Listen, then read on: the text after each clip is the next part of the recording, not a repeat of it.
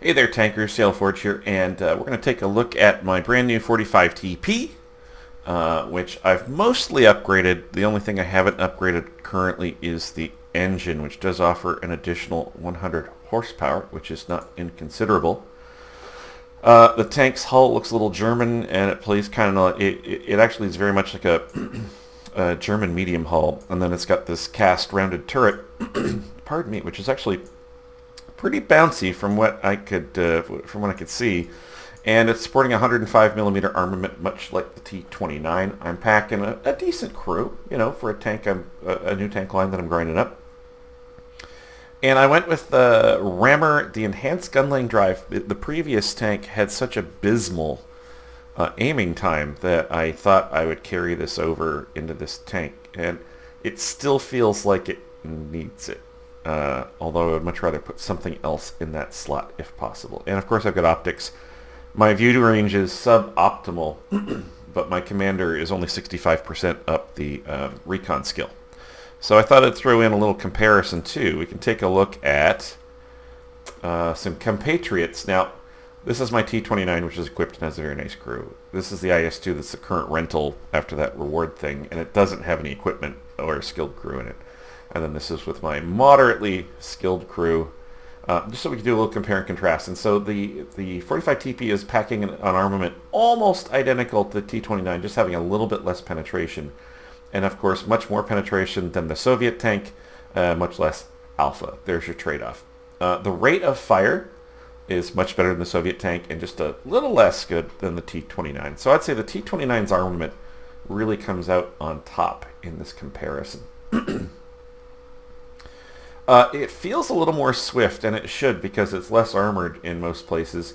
And of course, much better than the Soviet, and much less good than the American in regards to gun depression, which it's playable. 8%, negative 8, sorry, not 8%, negative 8 is playable. It says the aim time is much lower, but I also have an enhanced gunlaying drive in this tank, and it still feels slow. And I don't play my T-29 much anymore, but I will never sell it. Never. But it actually feels slower than this, so I'd warn you on that. And apparently it is the most accurate of the three by just a little bit. And the damage per minute is actually quite nice on this tank. I have no complaints there. Where it does come up short, pardon me, is in hit points. And the hull, it says 100, the T-29 is 102. The T-29 is a bit rounder, and it got some buffs in the weak spots not that long ago, and I think it's a little bouncier. And of course, it completely loses on side and rear armor. You can't really side scrape with this. This is not going to be a side scraper. You're going to get overmatched all the time. It's terrible. Just no. Turret's a little bouncy. Certainly much better turret than the IS-2, and it's quite round too, so it is a little bouncy. The mobility, I don't have the top engine in this, and already it's really pulling ahead on mobility. I think this is going to be kind of a heavium type situation, and I'm looking forward to getting that top engine. The concealment, it's for a heavy, fairly nice. View range, a little better than these boys. But remember, this tank's got nothing in it, a crappy crew. Signal range on the radio is shittest of the bunch. I don't know how much you care about that in your heavy tank. Anyway, let's see some gameplay. My very first game, with unadulterated, unfiltered. It just happens as it happens, and we'll see how it goes. Hey there, tankers. Seattle Forge here, and I'm doing a first impressions video of the 45 TP, which is the new Polish Tier 7 heavy tank. It comes after the terrible, very terrible Tier 6 Polish medium tank. Luckily, the crew is the same size and so on, so it's pretty easy to move over, which I did, and I've almost fully upgraded this. The only thing I don't have is the engine. This is my very first game. That's how I like to do the first impressions videos. I think when other people do it, it's pretty educational. You learn a lot. Several of my first impressions videos don't get off the ground because, you end up getting, totally crushed and so on. But this wasn't too bad. And top tier to start with, which is nice. So, a little seal clubbing a little bit. I put one into the VK, and the KV2 finishes them off. And then this is where I make my big mistake. Now, one of the things I learned about this tank is that it has only 50 millimeters of side armor. So when the KV2 shoots you in the side, it really takes the starch out of you. So that was a lesson learned. And I actually loaded up with some gold to fight with this Oni, and I'm getting popped by a Stug 3G, but hopefully, and I don't get a bounce, which is cool.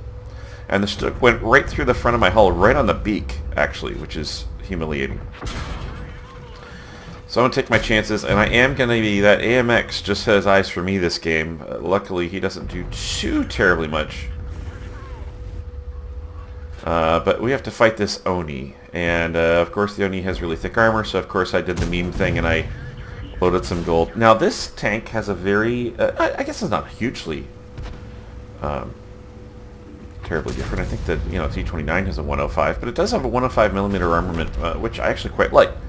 And the gun on the tank previous to this, which I believe was the 45 TP, I can't even bother to say its name, had a pretty terrible gun, particularly the aim time. The aim time on this isn't brilliant, but it's miles better than the 90mm that was on the previous medium tank, and we're able to put this Oni away. Alrighty. So this game did start out with 6 heavies on each team, which is a lot these days. I don't see people playing heavies quite as much as they used to. I don't know if it's a maturation of the base or what, but I just don't see it quite as much. The armor just doesn't count for as much. There's a lot more gold out there. And I'm taking my chances with this Oni and hopefully get away with it. And yes, he used a premium AP round, which bounces, which is very nice.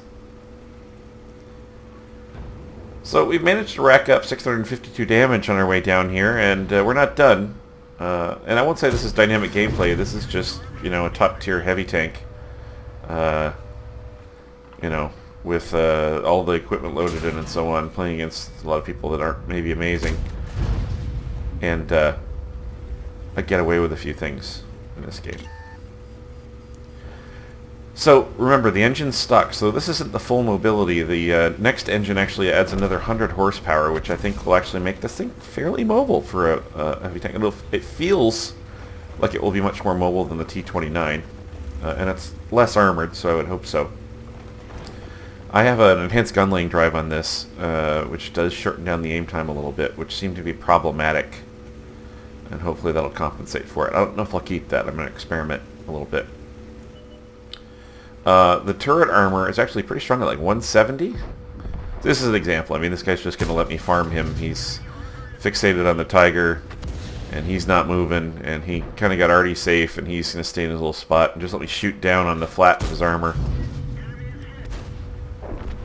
And for a heavy tank gun, I rather like this gun. Such an improvement over the piece of shit gun in the last tank. I loathed that. I can't remember the last time I loathed the tank as much as I did the Tier 6 Polish medium tank. Absolutely awful in every way.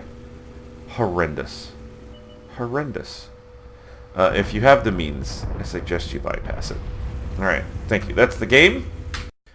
And we'll take a look at the post-game stats here, and not an amazing game by any means, but it is the first game I played in this tank, and it was the very first impression. And one of the things I liked about this tank was once you got the gun aimed in, the shells seemed to pretty much go where you told them to, right? So it did add up some damage. I got 10 of my 12 shots hit, and you know I did pull back on a few of those and so on, and marksmanship problems, blah, blah, blah. And I think there was the one blinder at the Nashorn, which I didn't think was going to go really well. But you know, not a bad result with a high caliber and a top tier heavy tank in that game, so I'll take it. And it turns out I'm tops on damage by quite a wide margin, but certainly the heavy tank number 6 and T43 contributed greatly and certainly took guns out of the game, which I was failing to do. I could say they're vampire team killers, but we needed to get those guns down. And that's what they did. And the enemy team let us do it. So 934 base XP gets your second class badge. Alright. 12 shots fired, 10 direct hits, 9 penetrations. That's pretty good odds, but I did fire some gold. And of course, all of the items are out of whack because it's the ×5 weekend here in North America. And first impressions are I got some bounces. I think it'll be lucky. I don't know how this thing will do in Tier 9 matches. I don't think it's as good as the T29 or the Oni, for that matter. More mobile than the Oni, which will make me like it more. So I hold out some judgment on that. But, you know, I hear the Tier 8's where it's at. So I'm looking forward to that, even with Tier 8 matchmaking. Thanks, guys. If you like this video, please like and subscribe.